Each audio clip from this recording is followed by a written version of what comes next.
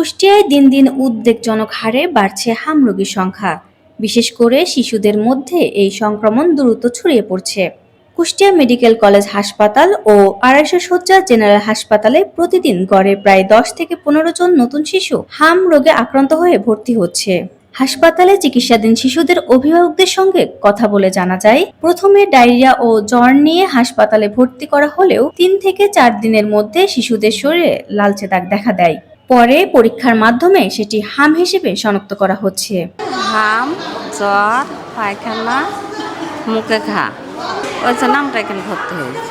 মানে আজকে ভর্তি হয়েছে, চিকিৎসা না আমাদের রাত্রে হবে, একটা ভিটামিন দিয়েছে। বাবুর গায়ে হাম এই জন্য ভর্তি করছে। হ্যাঁ, টিকা বাসা থেকে দিয়েছিলাম 4টা। এখন একটু ভালো, আগে থেকে অনেক ভালো। প্রথমে আইছিলাম মনির হাম বাড়াইছে, তারপরে ডায়রিয়া, তারপরে ডবল রেমনি। এই হামের চিকিৎসাই চলতেছে, শুকনো হয়ে যাচ্ছে। আজ 9 দিন আইছি। হামাসি থেকে শুরু হওয়ার পরে দেখতেছি সারা গায়ে ছড়িয়ে যাচ্ছে সাদা সাদা। তখন স্যার বলল যে এটা হাম। এখন কথা হচ্ছে বাচ্চা যদি হামের টিকা বাংলাদেশে আরও বাড়ে, আরও উন্নত হয়, কারণ এখন পর্যন্ত আমরা টিকা পাইনি। যদি টিকা পেতাম তাহলে হতো না। এ বিষয়ে কুষ্টিয়া মেডিকেল কলেজ হাসপাতালের সিনিয়র নার্স মাহবুবা খাতুন জানান, হামে আক্রান্ত শিশুদের সাধারণত জ্বর, কাশি, চোখ লাল হওয়া এবং শরীরে লাল দাগের মতো লক্ষণ দেখা যায়। সময় মতো চিকিৎসা না হলে জটিলতা বাড়তে পারে। বর্তমানে রোগীর চাপ আগের চাইতে বেশি। আর হচ্ছে আপনার মানে মিজেলস যে উপসর্গ নিয়ে বাচ্চাগুলো ভর্তি হচ্ছে, মানে সাসপেক্টেড মিজেলস, ওগুলো মানে ৭১ জন ছিল, আর সকাল থেকে 9 জন ভর্তি হয়েছে। সরকারিভাবে যেগুলো সাপ্লাই আছে বলতে হচ্ছে ওরকম অ্যান্টিবায়োটিক ইনজেকশন বা এইসব এগুলো সাপ্লাই নাই। যেগুলো আছে স্যালাইন, কলেরা স্যালাইন এগুলো।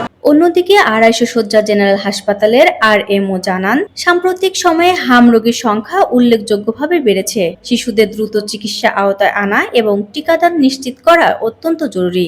বর্তমানে আমাদের ভর্তি রোগী হাম আইসোলেশন ইউনিট যেটা করেছি সেখানে 30 জন। গত 24 ঘন্টা আমাদের ভর্তি হয়েছে 5 জন, আর আমরা ছাড়পত্র দিয়েছি 2 জনকে। এবং আশঙ্কাজনক অবস্থায় আমাদের কোনো বাচ্চা নাই। সব মিলিয়ে যে কার্ভটা যাচ্ছিল ঊর্ধ্বমুখী, সেটা এখন নিম্নমুখী হয়েছে। সব মিলে বলা যায় যে আমাদের সদর হাসপাতালের চিত্র হামের ক্ষেত্রে খুবই আমাদের জন্য ভালো। তাদের বেড দিতে পারছি, ওষুধ দিতে পারছি, পর্যাপ্ত অক্সিজেন সাপ্লাই দিতে পারছি। ইনশাল্লাহ আর সমস্যার কথা না। আর আমাদের তো এক্সট্রা একটা ইউনিট করে রাখাই হয়েছে, যদি সমস্যা হয় আমরা সেখানে শিফট করাবো। কিন্তু ইনশাল্লাহ এখন অবস্থা ভালো। তো আমরা আতঙ্কিত তো নিষেধ করছি, ওইভাবে আতঙ্কিত হয়ে যাচ্ছে, সবাই মনে করছে এটা হাম।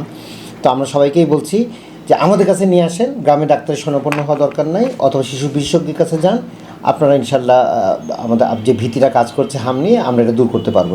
বিশেষজ্ঞরা বলছেন, হামের প্রকোপ দিন দিন বাড়ছে। তাই শিশুদের টিকাদান নিশ্চিত করার পাশাপাশি অভিভাবকদের সচেতন হওয়ার কোনো বিকল্প নেই। আফসানা ইসলাম পুষ্প, আন্দোলনের বাজার ডিজিটাল।